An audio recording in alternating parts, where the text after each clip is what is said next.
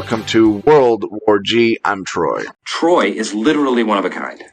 He's a goblin or a hobbit or a kobold, which is a type of gremlin. I'm AJ. Your name's just letters. You suck, AJ. I made the most delicious potatoes yesterday. Really? Holy shit. Really? Yeah. Oh, yeah. Was this a recipe found on TikTok? No. I found this recipe on Facebook. They're called Katie's Melting Potatoes.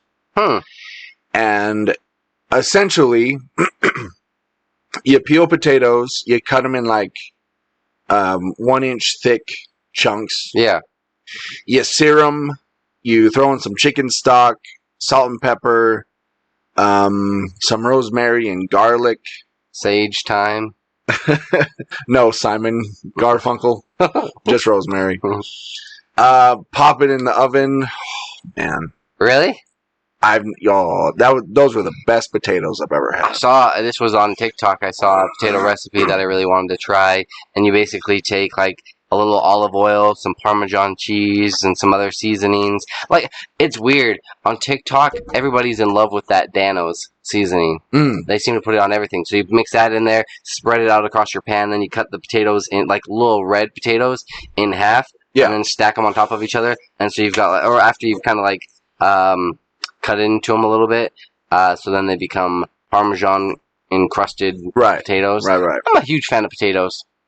I love potatoes. Me too. In any form. Oh, yeah. It doesn't matter. I will mashed, fried. Yeah. I'm like Golem, of the potato world. Absolutely. Yeah. Potatoes. Yeah. Some Sam boil them, mash them, sticking them in a stew. Oh, yeah.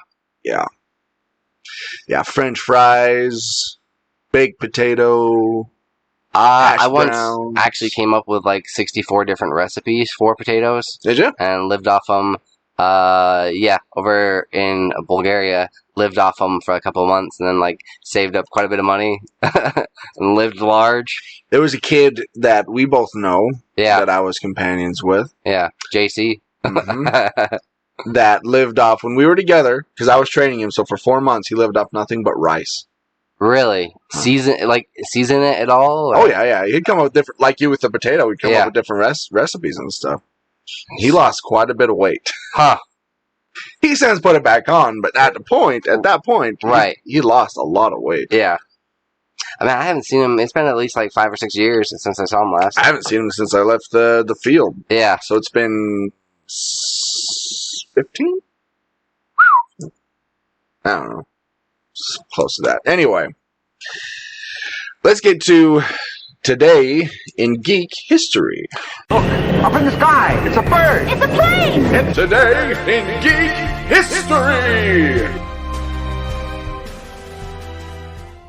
So this is one that you would really appreciate. August 14th, Michael Jackson takes control of the Beatles' publishing rights. It was during his collaboration in 1983 on Say Say Say that the former Beatles, Paul McCartney, said to the pop star Michael Jackson to invest in some of his enormous wealth in music publishing. It was sound advice from McCartney, but he may have regretted it because on August 14th, 1985, when Michael Jackson purchased the publishing rights to the vast majority of the Beatles' catalog for $47 million, he outbid McCartney, too. Yeah. Yeah, to get those. Yeah. 47 million, that's like nothing, that's like chump change. I mean, not at the time, but like, back in the 80s. But I'm saying, like, for what it's worth, yeah, it's billions of dollars right there.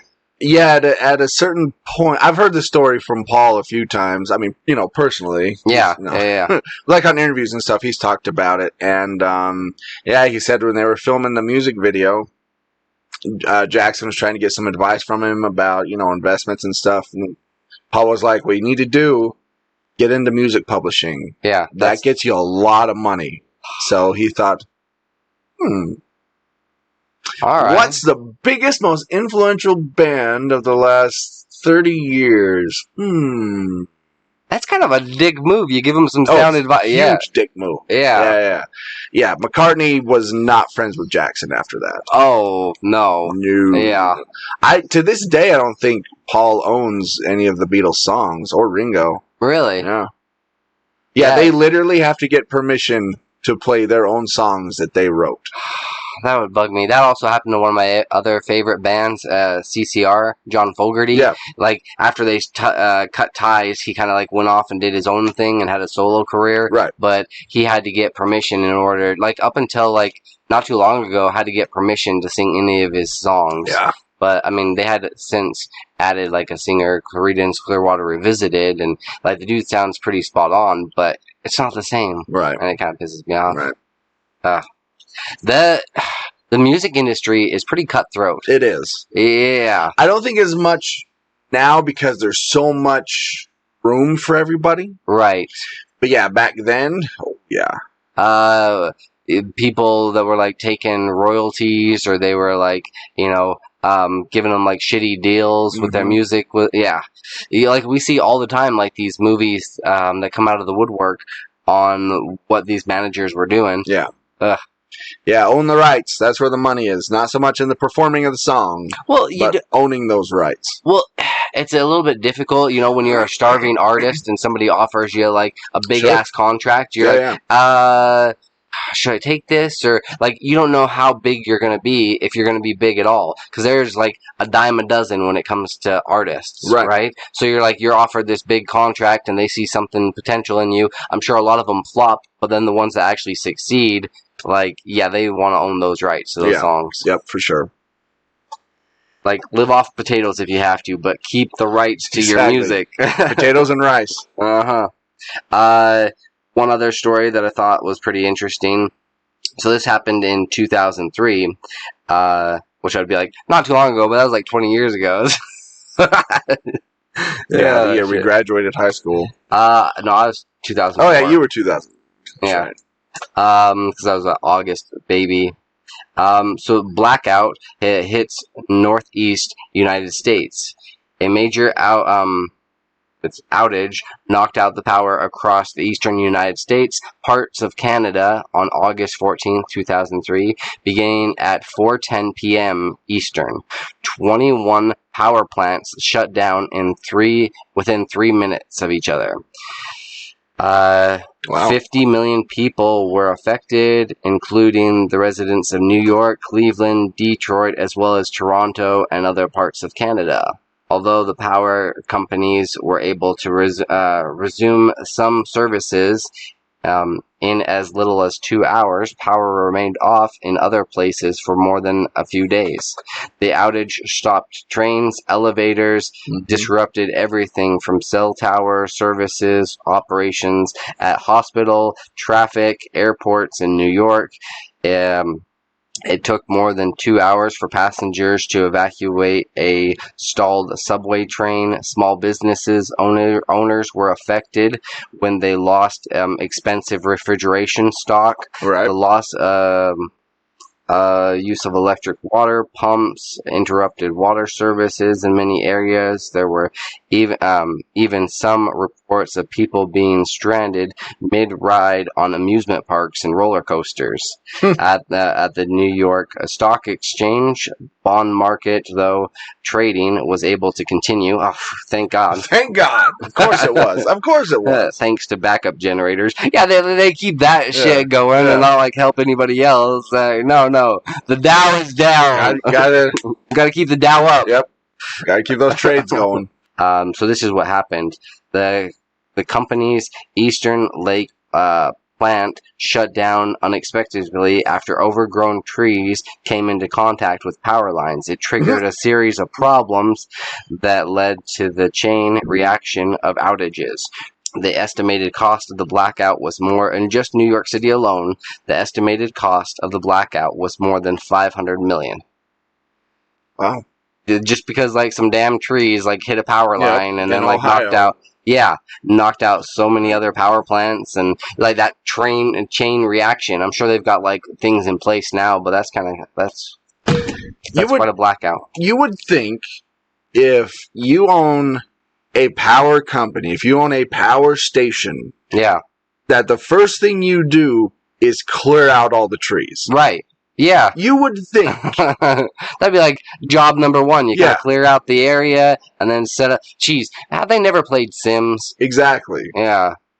A couple of notable movies that came out today in prior years. Okay. Angry Birds movie 2. Never saw it. 2019. Straight Outta Compton 2015. Saw that one. Ponyo 2009. And Magic Camp 2020. Nope. Yeah, I've only seen 2 out of the 4, but yeah. There you have it. There you have it. And today in Geek History. Yeah. Straight Outta Compton was a very interesting theater-going experience for me. Oh, yeah? Huh. Because I was definitely the minority in that theater. Yeah, for sure. But it helped me appreciate that group and that music a lot more. Oh, same. Yeah. I mean, I was familiar with some of the songs, but some of the other ones that they were playing and what they were doing, like how they opposed the police force and actually, yeah. That was when Ice Cube was a badass. Yeah. Before he was making movies like, oh, Are We There Yet? Or The Holiday. Yeah. 21 Jump Street. Yeah. Yeah. You can't blame him, like, that's definitely where the money's at. Sure. But it's like Ice-T being on, Ice-T being on, Ice-T. Ice-T. On Law and Order. Same thing. Yeah. Trying to make the jump. Like, here's this violent, gangster rapper talking about, fuck the police and stuff, and he's on Law and Order playing a cop. Like, wow. All right. Look, we all have our price. There's a point where we all sell out. Oh, yeah. 100%. Yeah. For me, it's like $50. And a Happy Meal. Pretty much. It doesn't take much to buy me. I'll tell you that right now. You hear that, people? Ladies? No, I was meaning more so like other businesses. Oh, yeah. I'm very cheap. All right. Let's get to how does it taste? How does that taste? How does that taste? How does it taste? Before we do that, though, let me get this going. So, if you're a patron, if you're on our Patreon, you'll be able to see the video of this. So just yesterday, when I was buying my ingredients for my potatoes, I happened to walk past the drink section, and I saw this Coca-Cola Dreamworld limited edition. Now, this is the 4th installment as far as like the random flavors that they've come out with. Yeah, last one this year. Yeah. It says Dream flavored. Now, this technically doesn't come out until tomorrow. That's what you found on the website. Yeah. But I don't think old Kroger knew that. It's like, put it out. We have it. Yeah, whatever. So you're hearing about this a day ahead of schedule. Dream flavored. I'm really curious. What do dreams taste like? Well, let's find out, shall we? It smells fruity. Cheers. Cheers. That's a weird flavor. That's a very strange flavor. What is that?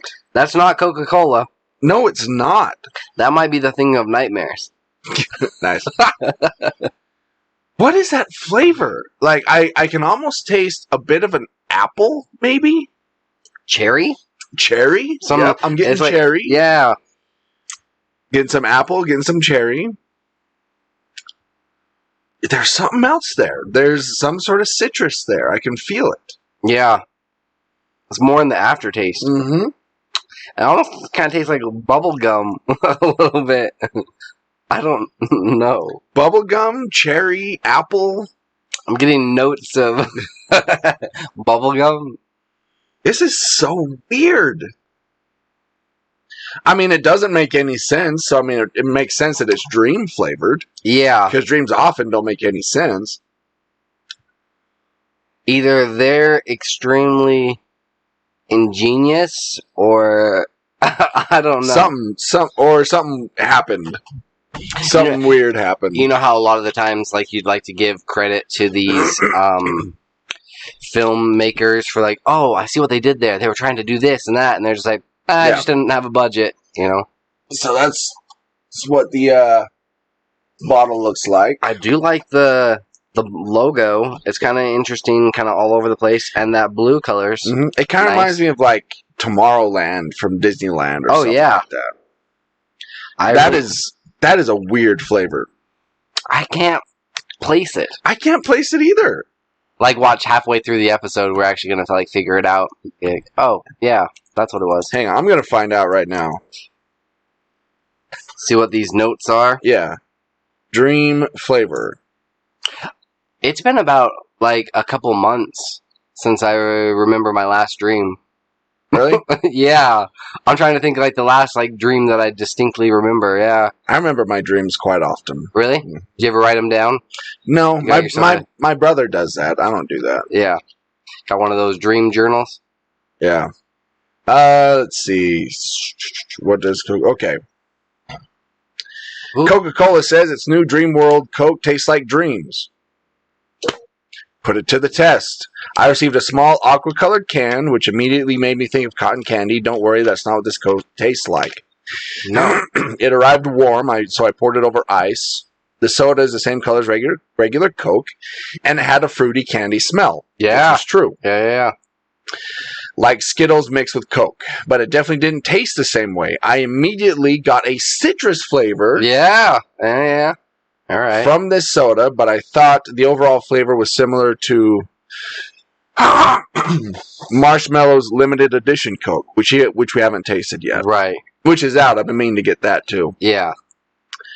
Now we've tried. Which ones have we tried? We tried the Stardust, or whatever it was called. Yeah. This one, I think only. What was the other ones that came out? There was 4 of them. Right. Well, this doesn't even tell us what really it is or what it tastes like. This guy from CNET said pretty much the exact same stuff we said. Yeah.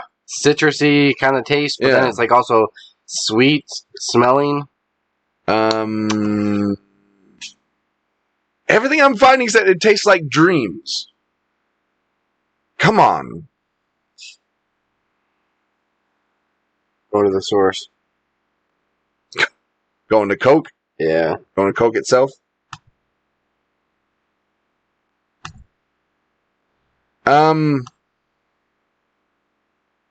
Let's see. Dream inspired products, blah blah blah blah blah. Starlight, marshmallows, limited edition. So the other Cokes. Yeah. Coca-Cola Starlight, which we tried. Right. Since then, the company has released Coca-Cola Bite, B-Y-T-E, and Marshmallow's limited edition Coca-Cola. Oh, no, so we haven't tried Bite or Marshmallows. Yep. Yeah. He's a good artist, so yeah. I would hope it would taste good. I respect him.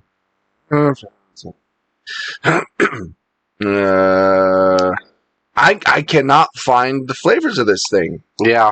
Everybody says it just tastes like dreams.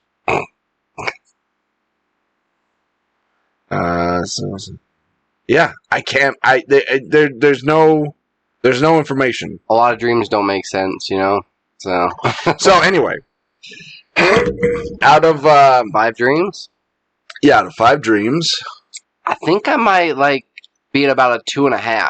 Like, it's not unpleasant. It feels like it's a little bit extra carbonated. I was gonna say 1.5 or 2. 2? Okay. It's not. It's not particularly good. That's the thing. Yeah, I don't think I would.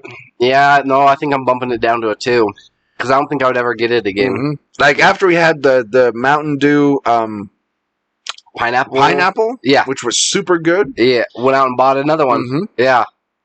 This one, yeah. You can pass. Right. Pass on the Coke Dreamworld. All right, like I said, if you follow us on Patreon, you can see the video. I'm going to go ahead and stop that now. Alrighty. Let's get to Everybody Loves a List.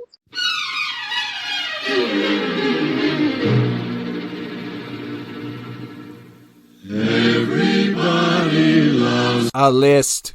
So, I was listening to the Office Ladies podcast. Yeah. And they're talking about this episode, and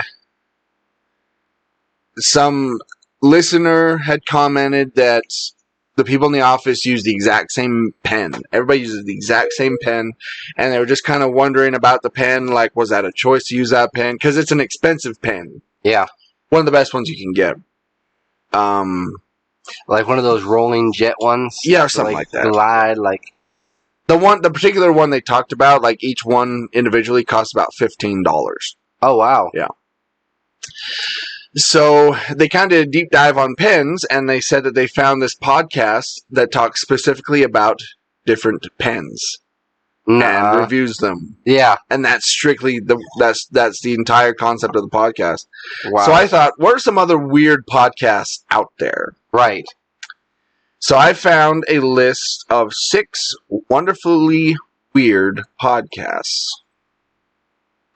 Number 1, Weird Sisters Harry Potter Reread Podcast. Just when you think the Harry Potter franchise has reached its peak, along come Danielle and Allison. The young wizard is such an obsession, in a good way. They are rereading the whole series of books, again, for your delight, whilst also discussing why this journey through the wizarding world is so very, well, magical. That could kind of be a little bit interesting, just because, I mean, Jim Dale did it best, for sure. Sure. But you would have to, it'd be really difficult to only talk about the stuff that you've just read, and the stuff that you've read before. You know what I mean? Like, whenever we're talking about Harry Potter, we're able to talk about, like, all the books, all the movies, like, everything Harry Potter, even like the, Fantastic Beasts. But for them, they'd probably only be able to talk about, like, okay, 5 chapters of, like, the first book, or 10 chapters, and, like, predictions and stuff. Well, they're done.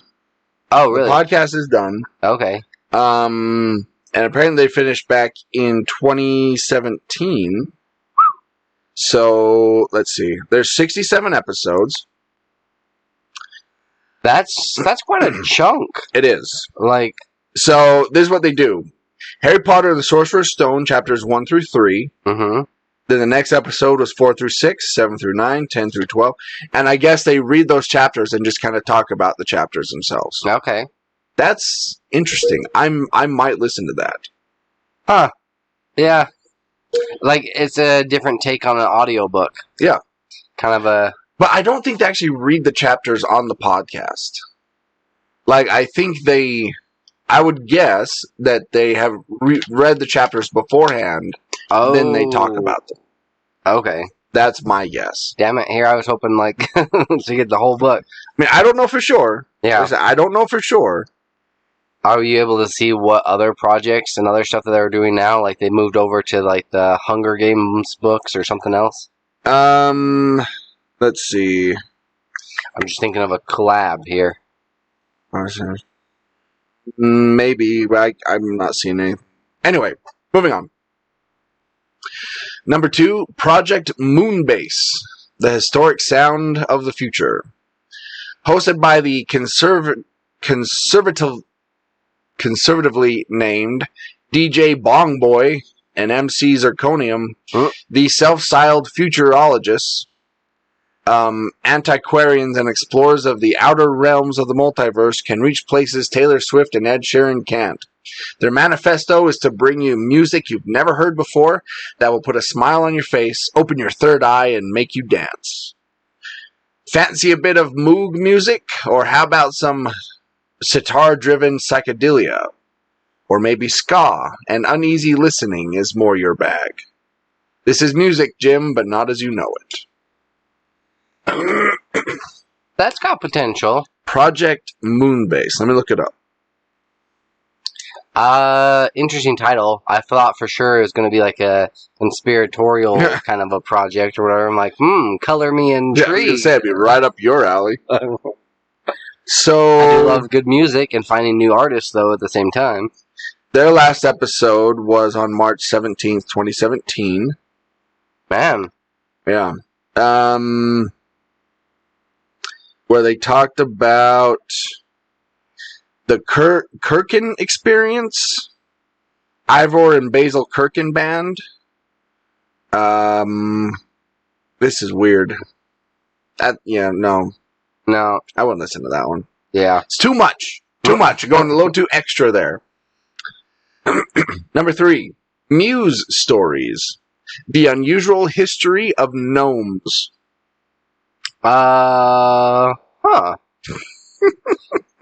You have a couple... Okay, I was going to ask you about this. You have, off the podcast, but I might as well ask on the podcast. You have a couple of gnomes out there, but they're just, black hats, white beard gnomes. Did you, paint those?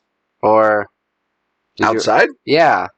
Okay, it's a weird setup, because it's got, a frog, and there's a couple of gnomes, and then there's, a Eastern Island-looking head, and a rabbit. Have you ever seen your front yard before? I have, but it changes often. Your mom has, a collection that she just, mixes and matches? She does so much stuff to the yard. She's never satisfied. Yeah.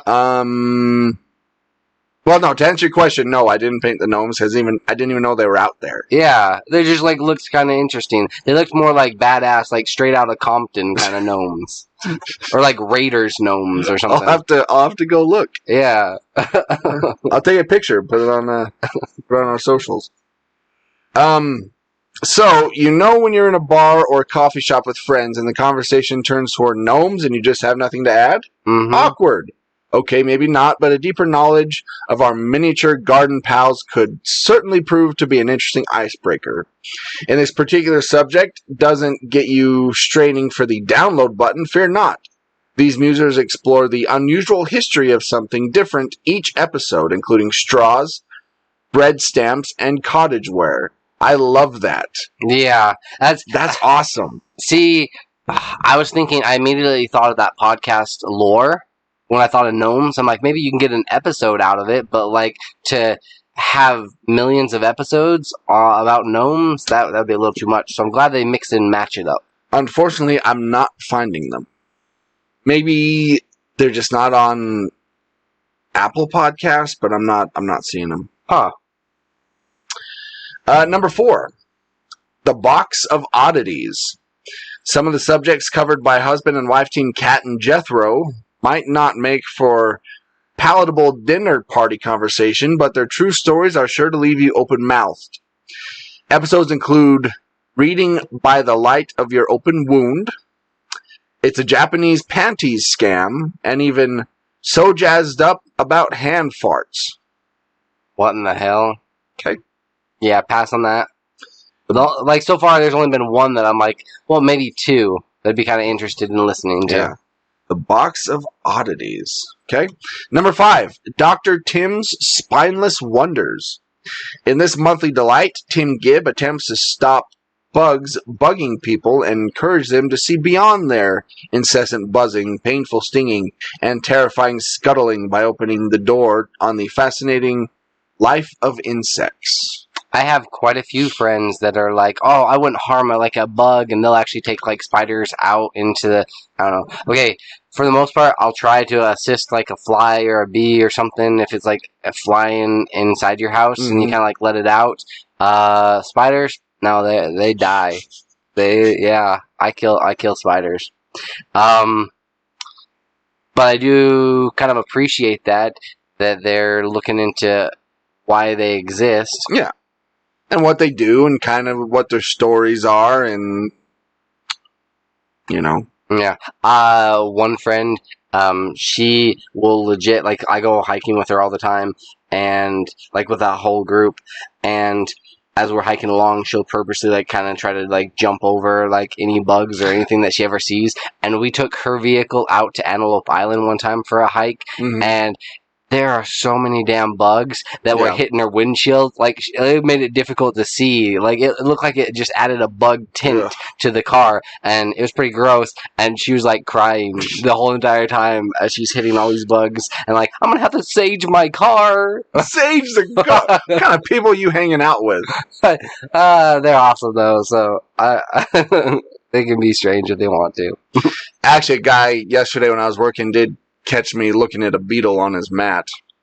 Really? Yeah. Because I dropped off the packages, and there's this big-ass beetle crawling along his mat, but it looked like it was covered in, like, cobwebs and stuff. Okay. So I was watching it, and the guy opens the door to get his packages, and I'm just sitting there. I actually learned the difference between spiderwebs and cobwebs yesterday. Yeah? Cobwebs are spiderwebs that are no longer in use, and they gather dust. They're vacant spider webs? Yeah. Huh.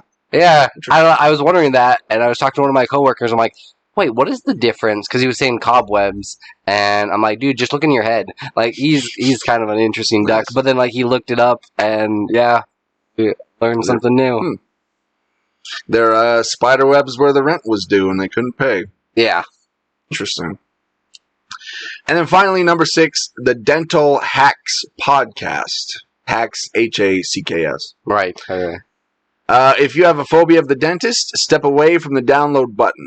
Even though this is aimed specifically for those in the dentistry industry, that's fun to say. This weekly podcast is also fascinating for the curious amateur. You know, your amateur dentists. Oh, yeah. Each episode takes an irreverent look at the dental world and features some hilarious dentists discussing all the tooth-based hot topics of the day. I'm sure they get, like, a lot of funny stories. There's a lot of funny stories. Oh, sure, yeah. I just have a difficult time seeing the funny side of the dentist office. I just, like, for the most part, I don't get, like, many cavities, but if I do, I'm just, like, I dread it, and I'll put, like, my headphones on. Yeah. And, the sound of, like, drilling, and, like, when they have to numb you, and they put that fucking needle in your mouth. Yeah. Yeah. You know, if you, before you go to the dentist, if you just recently sucked dick, they can tell. Really? Interesting. That was a rumor confirmed by a dentist on TikTok. Yeah. He said, yes, we can tell. I have a funny story about that. Like, not me doing the sucking, but, like, yeah. It's a story for another time, Troy. Or off the podcast. Okay. Well, could it be a DLC when we do our DLC? Could you tell it then? Or is it strictly off-air story? I wouldn't name names, but yeah, DLC it is. Okay, let's do the DLC. All right. See, kids, that's what's called a tease. Just the tip. Exactly. So if you're not subscribed to our Patreon, go do that, and you'll hear this very interesting story that I'm curious about. All right. Let's move on then to this week in Geek. This weekend. Geek. Win a meet and greet with a great white shark. For science, of course. For science. Yes. Bill Nye. Ever wanted to meet and greet, come face to face with a great white shark? Okay, not really. And they're like, okay, maybe not. But it would be really cool. Science nonprofit OSearch is offering the opportunity to join them on a shark tagging expedition.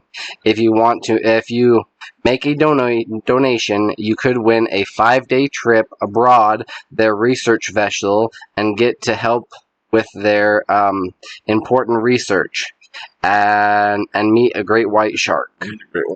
OSearch reaches or catches great white sharks on their and I was kind of wondering how this worked, but they capture them on this half sunken platform and bring them alongside. Like, if you go ahead and take a look at that. Yeah, I'm watching it right now. Yeah. It's pretty fascinating, but I feel like the rails along the side, they should just, like, rather than just putting sponsors on it, they should also have, like, a measuring yardstick or something, right? Because then, like, you could just take a picture of it and be like, okay, that's roughly 22 feet. Because sharks and alligators and other creatures, when they get put in closed, confined areas, they lash out. And they're still fucking, like, they're dangerous. Yeah. Oh, yeah. But, yeah, they bring them alongside their vessel. Scientists take a few samples, measurements, affix a GPS tracker to each of them. They work around the world with multiple other species of sharks, as well as dolphins and sea turtles. The location data is shared on their tracking page, and I'll have to share it because I always think it's kind of cool to see, like, tracking patterns and, like, the patterns of, like, sharks and other creatures that are moving around. So yeah, they share that on their page, so you can monitor and follow your favorite animal. You can even follow them. You can even follow a shark named Mary Lee on Twitter. Okay. They have their YouTube channel and so on. But I just found it kind of, like, fascinating that you could win. Like, I'm so tempted to just, like, donate to this cause. That would be so much fun. That would be kind of fun. Yeah. Right. Now that I realize that it's in a more of a controlled environment, and these are scientists. Yeah. Yeah. Makes you feel a little safer. Yeah. Right. I'm looking at their tracking page right now. Which one are you tracking? A sea turtle? Here's a shark. Breton. Okay. White shark, male, 13 feet 3 inches, over 1,400 pounds. He's off the east coast. I feel like you'd almost have to, like, tranquilize him or something. I'm sure they want to keep him, like... Oh, yeah. Or do something. Yeah. Like, how do you get that accurate of a measurement? Down to the inch. Here's another one. This is, Errol Finn. Very good. Very good. A short fin mako shark is 6 feet 1 inches. And he last pinged on April 26th, 2018. No, they haven't seen him for a while. He's gone off the radar. Maybe he's dead. Right? Got eaten by a bigger shark. That's interesting. That would be kind of cool. Like, all of a sudden you see, like, 10 pings all in the exact same spot, and then they've been swallowed by a megalodon or something. Right. But yeah, if you want to, I could have some fun just sitting here looking at these. OSearch, that's OCEARCH.org/tracker. Yeah. If you want to track some sharks, that's cool. Okay. I wasn't on board at first, but now, right? Literally, I would like to be on board. Yeah, that'd be kind of cool. Speaking of ancient animals, Jurassic Park's original dinosaur plan would have sucked. So, as far as the movie goes? Well, as far as the book goes, and then subsequently the movie. Yeah. Michael Crichton's plan for Jurassic Park was much worse than the movie's theatrical release. There wouldn't have even been a theme park. Michael Crichton's original plan for Jurassic Park was much worse than what his novel and movie adaptation ended up becoming. 1993's Jurassic Park is one of the most beloved films of all time, and one of many crowning achievements in Steven Spielberg's long career. It also made author Michael Crichton and his novel a household name, thanks to his thrilling... blah, blah, blah, blah. Before Michael Crichton wrote the novel about a dinosaur theme park featuring real dinosaurs that escape their enclosures and go on a rampage throughout the park, he wrote several drafts that were quite different. Instead of an entire island full of dinosaurs, such as the T-Rex and the Spinosaurus, Michael Crichton's plan would have only involved one winged dinosaur. Oh, geez. Originally, his story was about a single cloned pterodactyl. Rather than telling the story of Jurassic Park from the point of view of the movie's Alan Grant, Ian Malcolm, and Ellie Sattler, Crichton's original idea for the story was also told from the point of view of a young boy. So you'd have one young boy and one pterodactyl. Yeah. Wow. Gripping stuff. There's, like, the kid, like, climbs, on the back of it and flies around, and they have adventures together. The interesting thing is, though, a lot of that did end up happening in, like, Jurassic Park 3. Right, yeah.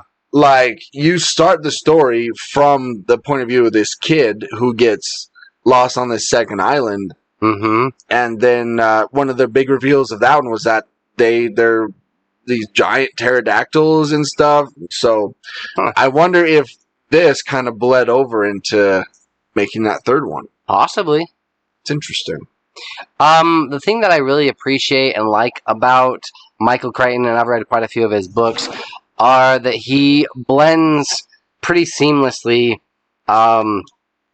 fantasy with reality. Yeah. It doesn't seem too far out of the possibility.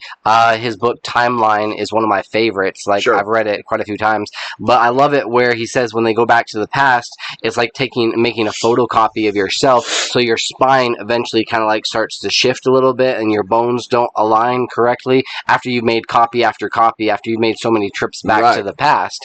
And like, we hear that, and it doesn't, I mean, it makes sense, Right. which is weird because like, it's not, it's all fantasy, but he does it so seamlessly for the most part. Well, it's like what he did in Jurassic Park with, taking the mosquito DNA. Yeah. And then mixing that with frogs. I'm like, you hear that and you're like, yeah, it makes sense, it makes sense. It's pretty sound. And like, real scientists are like, fuck no, that wouldn't work. That's stupid. Yeah. Yeah. Yeah, I've read a few of his books too. Congo. Next. Didn't read. State of Fear. Or maybe I just saw a lot of his movies. I did read. Are you thinking like Tom Clancy? No. I take back my statement. I haven't pretty much read any of his books. I've just seen a bunch of his movies. So I don't know why I said that. But I did listen to one book. Took place on a pirate ship. It was like one of his last books. Like, they found the manuscript that he had written. Pirate shit. Pirate something. Yeah. But it was good. I have that one. I liked it. Yeah, you'll have to check out Timeline. That's it's if you get a chance to listen to it. I swear I've read It goes Timeline. full circle, and it's so damn good. Like, the movie was trash that they made of it. It was garbage, complete hot garbage.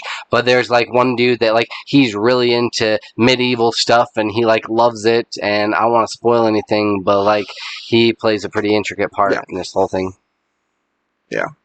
Yeah, I saw the movie, but I feel like okay. You need dinosaurs in a dinosaur book and movie. Not just one. No, lots of them. All of the. There's so many different fascinating dinosaurs, and you could do so much research on it. And yeah. I'm glad that didn't happen.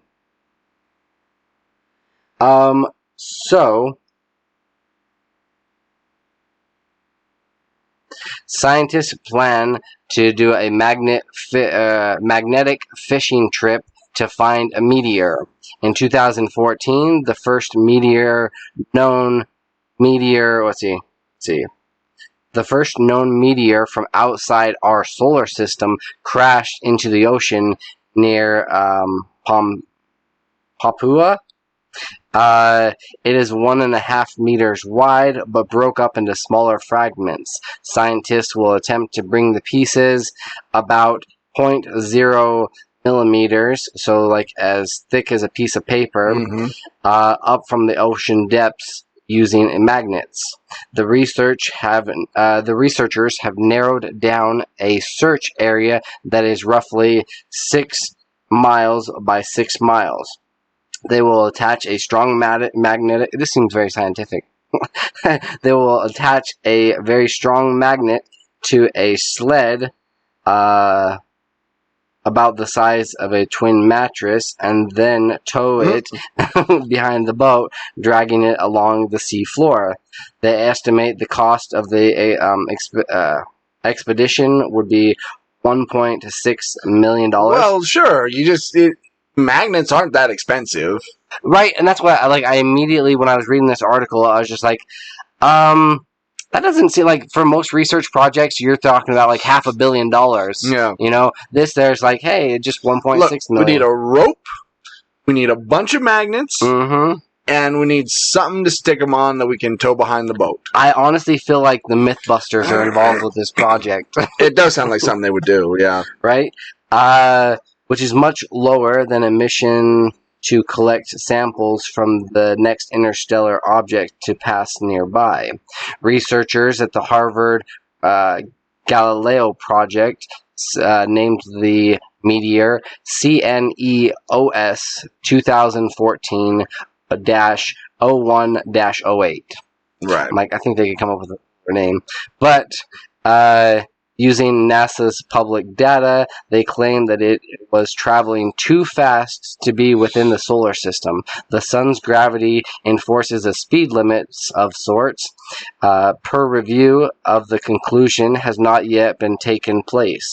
But the U.S. government Space Command recently confirmed that the likelihood of the meteor was interstellar. Right. Okay. Like, because it was going way too fast to come from like our solar system, so it's definitely out there a little bit further. I mean, so it knows where it came from, right? That's why they want to like take samples of it and see if it's actually. But that's interesting that they already know it's magnetic, that it's like metal. I think most meteors are. Really? Well, because they've torn away all the dirt and debris and everything else, and they're just left with like metals. I don't know the science, but I'm pretty sure most meteors I'm no Michael Crichton. I don't know. I could make some shit up. It sounds sound, right? Yeah. See, what happens is when the meteor is coming into our atmosphere, the fire actually changes the composition of the meteor and becomes actually more magnetic. Huh. I'm just glad. I mean, it had a high probability of hitting the ocean. Yeah. But I'm just glad it didn't like hit somewhere else. Traveling that fast. Speaking of, yes. Did you hear what happened yesterday in right in our area? I'd heard something hit or something happened in Roy. Is that what it was? No. Oh. There was a big boom that people heard up here in northern Utah. Yeah. And they're pretty sure it was a meteorite. Seriously? Yeah. What the hell? It landed, I think, somewhere in Snow Basin. So Snow Basin. Okay. But yeah, no, there's footage like a Snow Basin cam. You can actually see the meteor go. Shoo. Jeez. And people heard this huge boom around 8:30 yesterday morning. I was at work and like there was like people that were like posting all about it. I guess like one of my coworkers was like, "Hey, did you guys hear like a boom?" I swear, like they said it was like out that direction, but and I read the article and it said it was Snow Basin. Huh? Dang. Yeah. That's crazy. I didn't hear the boom. Yeah. 8:30. What was I doing at 8:30? Yeah, none of my coworkers or none of us, like we were all working away and didn't hear any type of boom. Taking a shower? I was taking a shower at 8:30. Yeah. Huh. Interesting. Yeah, so it's funny that you brought up that story because we had our own experience here just 24 hours ago. Do we need to go find it so we can get superpowers? That would be cool. Right? At least go see the impact? Yeah. That'd be cool. Do you think they probably got it all like taped off by now? I would imagine. Yeah. We'll have to go all four and sneak in by cover of night and then grab onto it. Maybe it was actually Thor's hammer that fell. Don't play with me. Heart be still. No way, there's no way you're worthy. Oh, damn it. I think we talked about this like a while ago, like a long ass time ago. Who would be worthy, like random people that would be worthy. And I think we put like Mr. Rogers. Mr. Rogers. Yeah. Jesus. Who else were you saying? Oh, you said Tom Hanks. Tom Hanks. Maybe? Maybe. Well, okay, so it's not like all the bad shit that you've done. It's more, or is it like you're worthy because you have pure intentions? Yeah, I think that's what it is. Okay, then like I wouldn't be worthy. No, I'd do some like stupid shit and like the hammer personal knows gain stuff. The hammer knows your intentions, right? So yeah, Mr. Rogers for sure. Jesus. Actually, maybe Tom Hanks. Maybe. If anybody, if any celebrity could do it, Oh, Tom Hanks. Anna Kendricks? No. No? No. No, not the dirty thoughts that you would do to her, Troy. We're talking about, like, her heart. Her, no. If you've listened to her audiobook, she would not be worthy. Really? No. Any other celebrities that might make the cut? They're all pretty terrible people. Yeah. For the most part. Except for voice actors. That's true. That's true. They would have a better chance. Yeah. Voice actors would have a better chance at, like, wielding the hammer. Because they'd just be like, oh, yeah, I want to use it for good, to help people. Rob Paulson, maybe? Yeah. I bet he could lift Thor's hammer. We'll have to ask him when we see him at Comic-Con. Right. Fan X. Right. Do you think that you'd be worthy to lift the hammer? That'd actually be an interesting question to ask. Who is a famous person or person in history who'd be worthy to lift Thor's hammer? Oh, I think we might have just found our question. That's a good question. Yeah. Wonder how many people are gonna say Jesus. We'll see. So Batman Beyond's new costume offers big change for fan favorite hero.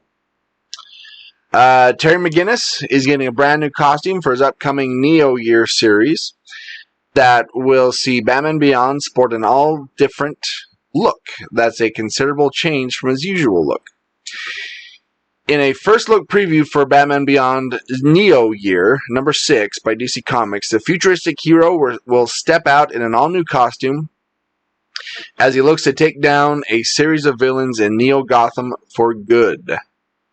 In Colin Kelly, Jackson Lansing, and Max Dunbar's current Batman Beyond Neo Year series, from DC Comics, Terry McGinnis has tried to keep Neo Gotham safe after the death of Bruce Wayne, but the city hasn't supported its new protector. As a result, Batman Beyond has been forced to deal with the living Gotham's soldier, the Sword of Gotham, a dangerous villain who can possess people as hosts with nanobots, including allies of Terry.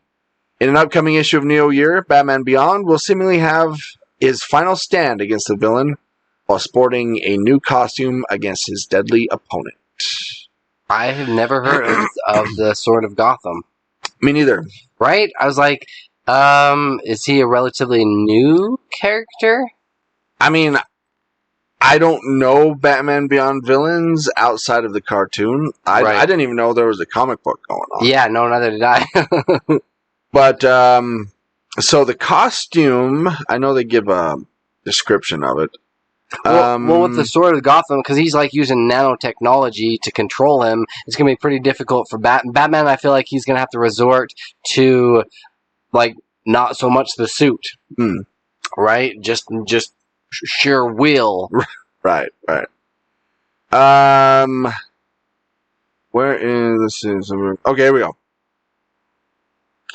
So the look gives Batman Beyond a dark ensemble with a thinner red symbol on his chest. Right. His spiky forearms become more square and his fingers glow red.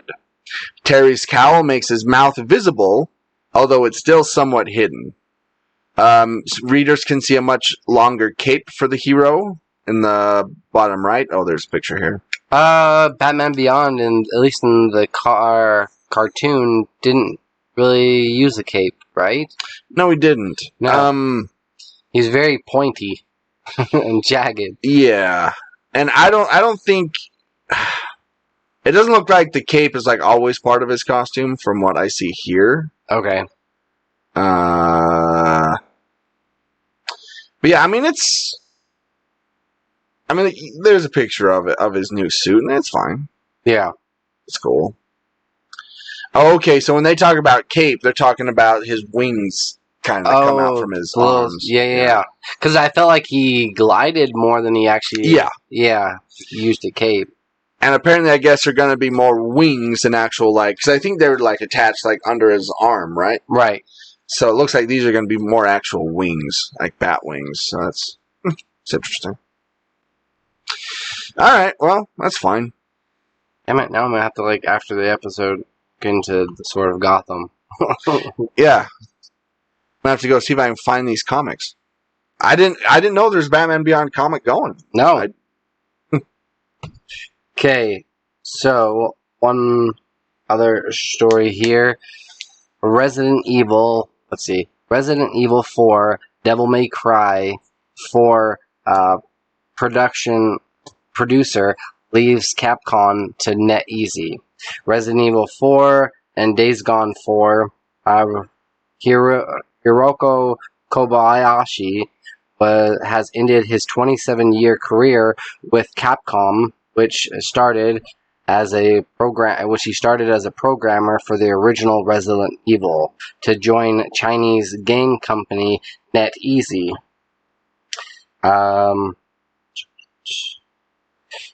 His 27 years, that would see Kobayashi take on the role of producer on titles. So the thing that was kind of interesting about this, he made the announcement via a post on Twitter. He thanked them for the 27 years. With gratitude, I have departed Capcom and will be officially joining NetEase Games as a producer. Kobayashi is the latest Japanese developer to join the Chinese second largest gaming company, NetEase. The thing that I found kind of interesting, because I actually looked into other games and everything else that they've done, I wanted to see if they've done any horror-esque games. He did say that there was going to be upcoming projects, so stay tuned for that.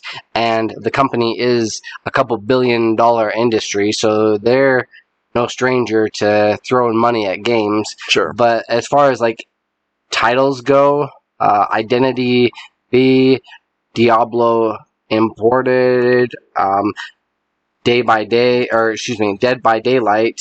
But for the most part, they've done more indie titles or app games. They did do Marvel Super War as well. It came out in 2019. Okay. But that seems like do you think it was just the money reason for the move? A bigger company, more money? Because Capcom, they've got a lot of money. They do. And 27 years, that's a long time to be with the company to just jump ship. Yeah, they had to have offered him some sort of pretty sweet deal, I'm guessing. Yeah. To make the jump. Or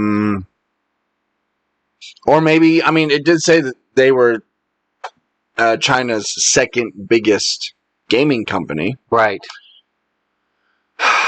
So they want somebody with experience that can kind of direct them. Yeah, and I'm sure there was much more opportunity there for growth. Yeah, than Capcom. Capcom, it feels like a lot of their games are just, the next number.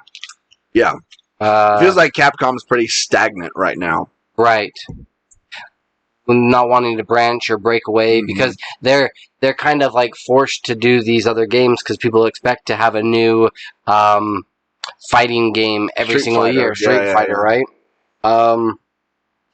Yeah, I feel like with these guys where they have apps and they also have video games and then they have multiplayer games and free-to-play games, it feels like there's a lot more room, like you were saying, room for growth.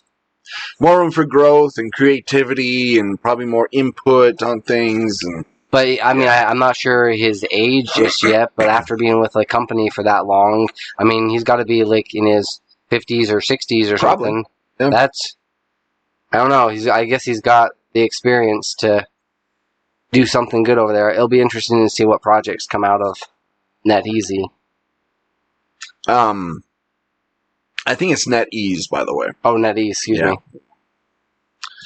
And then one last story here. Disney Plus increases subscription cost, adds ad tier. Hulu also sees price hikes. So, Disney Plus's ad tier is here, but it's not exactly the good news consumers hoped for. Ostensibly, an ad tier for Disney Plus should have lowered subscription costs, but that's not exactly what it feels like is happening. Disney's new ad tier instead costs the same as its ad-free tier previously did. And now Disney Plus's ad-free tier will cost more. Hulu will also be looking at some price hikes. So let's see the changes here.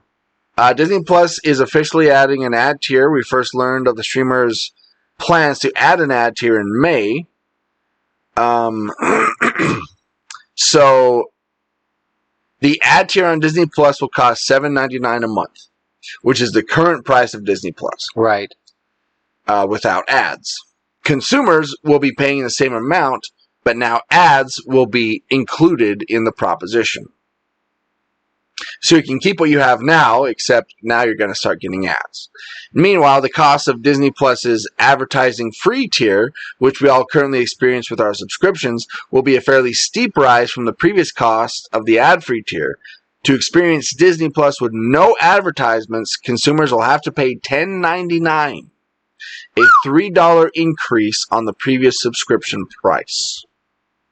So that's Disney Plus. Now, if we go to Hulu, Hulu will also see price hikes in its subscription costs. Hulu's current ad-supported tier will go from the cost of $6.99 a month, or $69.99 a year, to $7.99 a month, or $79.99 a year. Meanwhile, Hulu's ad-free tier, which currently costs $12.99 a month, will see a leap to costing $14.99 a month. With that whole 12, like I currently pay after taxes with Hulu for the ad-free one. Yeah. It's $13.93. So with this one, it'll probably be like $15.93. Right. Hulu's cost increases will come into play on October 10th. Now, also, because Hulu and Disney and ESPN, they're all owned by the same people, Disney, bundle plans will also see price increases. Users that purchase Disney Plus without ads, plus Hulu and ESPN Plus with ads, will see a monthly increase of $13.99 to $14.99. In addition, Disney is offering a package of Disney Plus and Hulu with ads for $9.99 a month. Disney Plus, ESPN Plus, and Hulu, all without ads, will cost $19.99 a month. So there you go. I mean, that's kind of a little bit like of a dick move. Disney's got the money. They're not hurting on it. Man. I think they need to be careful because they're going to end up pricing themselves out of subscribers, and people aren't going to want to subscribe to them anymore. No. Yeah, they'll just take their business elsewhere. But I guess like what people are thinking now is they're like, oh, remember back in the day I used to pay like $60 or whatever for cable. So if I have a couple of different like streaming services that I'm paying for, it doesn't really equate or equal up to that much. So they still feel like they're getting a better deal. I think if they actually sat down and wrote down everything that they pay, it just might add up to that. 13, and then I pay $9.99 for Netflix, and so that's about $23, $24. And then Peacock, I just recently got them just because I wanted to see a couple of their shows that they had, but I'll probably only keep that one for, I don't know. Resident Alien looked pretty interesting. I'll have to check that out. That's a funny show. Is it? Yeah. You have, I assume you have Netflix? That's... Or you already said that. So I've got, as far as like the ones, that I've got is Amazon Prime, Netflix, Disney Plus, Paramount, Peacock, HBO Max. HBO Max, that's the one. And Hulu. Yeah. So I only pay for 3 myself. I was just gonna ask. Yeah. Like how many of those you actually paid for? Amazon Prime, it's my mom's account, and you can have quite a few people on there. Yeah. Netflix I pay for. Disney Plus, that's my brother's account, my younger brother's. Paramount, it actually comes free they do it free for a year through T-Mobile. You can actually, are you through T-Mobile as well? I am. Okay. Apple Plus you can get for free for a year. Yeah. If you wanted to check out any of those other shows. Yeah. Peacock, HBO Max is one of my friends, and who do I do pay for? And have a couple on that one. I pay for Netflix and Amazon Prime. I know you get Disney Plus through the GF. I get everything else from the GF. Okay. And her family. Yep. Yeah, I feel like that's kind of like the direction that everybody's going. It's just kind of like mix and match, and yeah. And they know it, and that's why Netflix wants to, in that password sharing thing. Right. which I think is really stupid, but what do I know? Yeah. I'm not an executive. Okay, let's get to Revs and or Rex.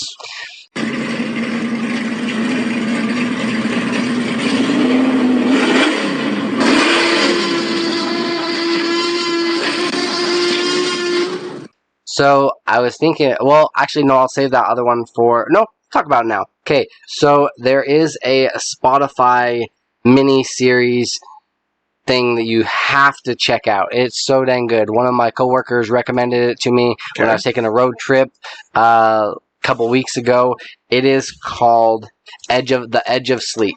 The Edge of Sleep. Yes, it is on Spotify. It's only 8 episodes long, and it's done by... The hell did my pen go? Thank you. That's a $15 pen, so be careful with it. Like The Edge of Sleep, it's Markiplier, which a lot of people have been saying that he should get into voice acting. But this show, it's okay.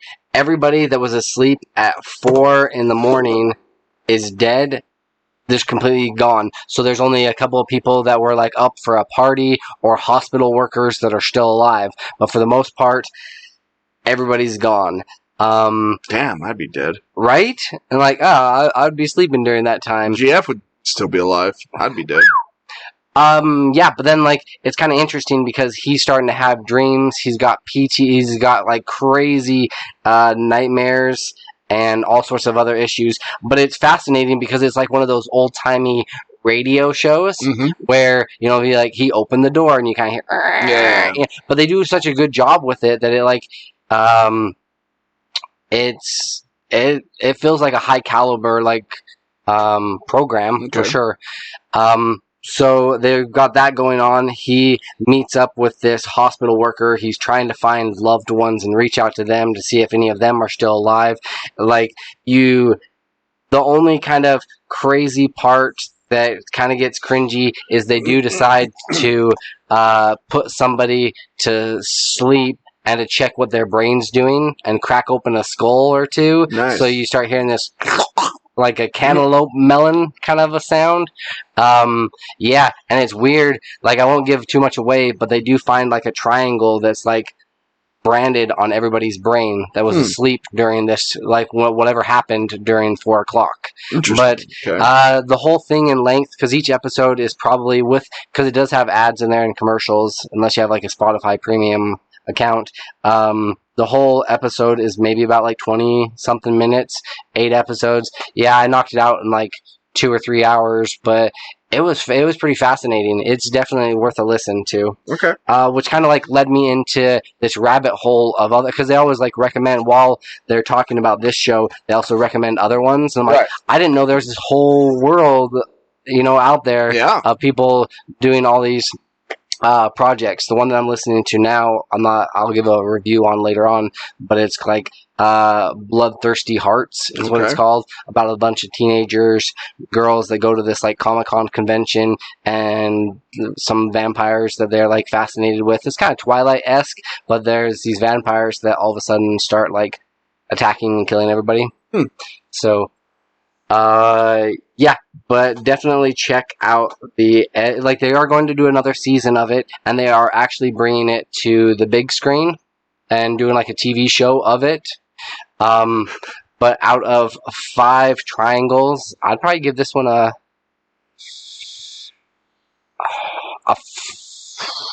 I'm like borderline 4, 3.5, right in there somewhere. Like, no, I'm gonna go with a 4. Like, it was pretty fascinating, like, and kind of creepy at the same time. Yeah, when I listened to Batman Unburied, you know, Spotify has, you know, if you like this, you should listen to this. And there's like a ton of those kind of things, it's gaining a following for sure. However, you do have to kind of find a needle in a haystack, because some of them are not, they're not well acted, they're not well produced. No. Yeah. Like, I tried listening to an X-Men one, and there's just like a group of random people who are trying to do American accents, but I don't think that is their actual accent, and so it's not good. Ugh. Yeah. Speaking of not good, I also watched on Netflix. It just dropped a couple of days ago. Dayshift. Now this stars Jamie Foxx. Let's see, Dave Franco and a few other people. Directed by J.J. Perry. This is an LA vampire hunter has a week to come up with $10,000 to pay for his kids' tuition and braces.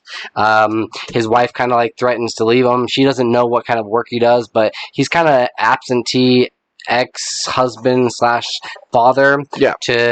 And so he goes around as a vampire hunter trying to kill vampires and collect their teeth in order to get money. Oh, it also has Snoop Dogg in it. Okay. For quite a bit. Snoop Dogg is kind of a badass zombie killer. All right. Fair enough. So yeah, he finds out pretty quickly that his wife's gonna leave unless they can come up with like $10,000, and so then he goes on this hunt for vampires, but they call it, because they've got a day shift and a night shift, and he's typically on the day shift where there's like much easier to kill vampires. Sure. And kind of cleaning up houses there, but you don't get nearly as much money. And there's also a union that gives you a lot more money, but they also require you to be like on a day shift.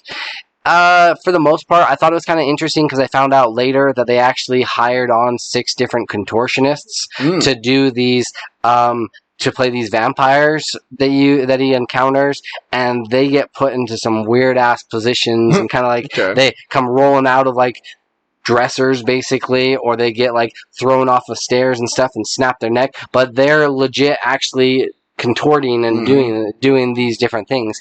That was kind of interesting because they come up with some really cool ways to kill vampires and creative ways. You know, it's a lot of like throw a bullet over here, throw a gun here, right? You know, snap and throw. So that was kind of interesting, and if you can just shut your brain off and just kind of watch the movie, it's all right. But if you really start thinking about it, or actually It's kind of hot. It's a hot mess. All right. I feel like Jamie Foxx, I've seen him in much better roles, and this just feels like he just accepted a payday, and it's probably exactly what it was. Yeah. Out of 5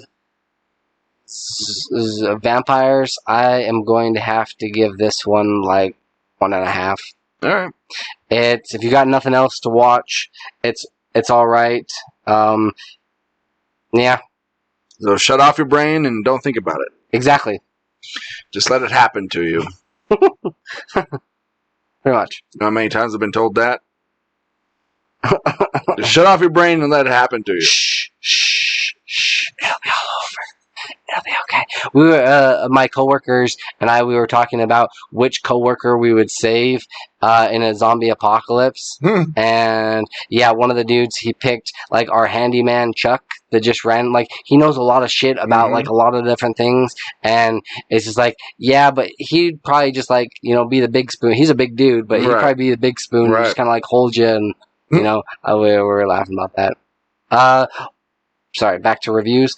One final one. This is for the PS4, PS5, PC, and Xbox. It is an indie title called Road 96. Now, this is kind of a futuristic world. It's an indie title where you first start the game listening to a news reporter, which she actually plays a bigger role than I thought in this whole world that they've created. But she's reporting the news, and she's talking about an upcoming election that's going to take place that kind of dictates and determines what happens to all these children, because all these children are on the run and on the lam, and they're missing, but they're running away from everybody else because the police are trying to take them in, and so you have to like make your way to Canada. So this reporter, she says like, now in other news, missing children. So then you get to choose between like 3 different children each time, and like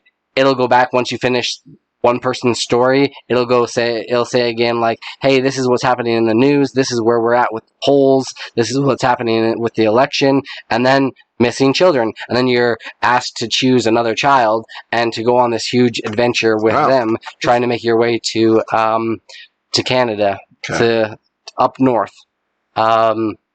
You are able to hitchhike, or you can like call a cab if you have cash, because some of these children, they're only given like $2. So unless you steal money from, you know, some random gas station, you don't have enough to like take a bus, so you're forced to hitchhike. So that, like, while you're hitchhiking, you encounter a lot of different people. You encounter this news reporter lady that she's going to this rave. You encounter kind of a truck driver that he's got an interesting past. Sure. A police officer that she's uncertain whether she wants to help or take these children into custody. And then also some bank robbers that you can go on a couple of heists with them. Nice. So it's got a mixture of a lot of different things, so it does keep you going. The only thing that I kind of didn't like about it is once you get up to the border, you can try to go through, like, hide your way and go through customs, but if one mess up, you're taken to jail, and, like, I've lost a couple of children. Have you? Yeah, they didn't survive. I accidentally I was trying to hold my breath, and I actually took a breath when this, like, search dog was looking for me underneath this truck, like, that I'm trying to, yeah.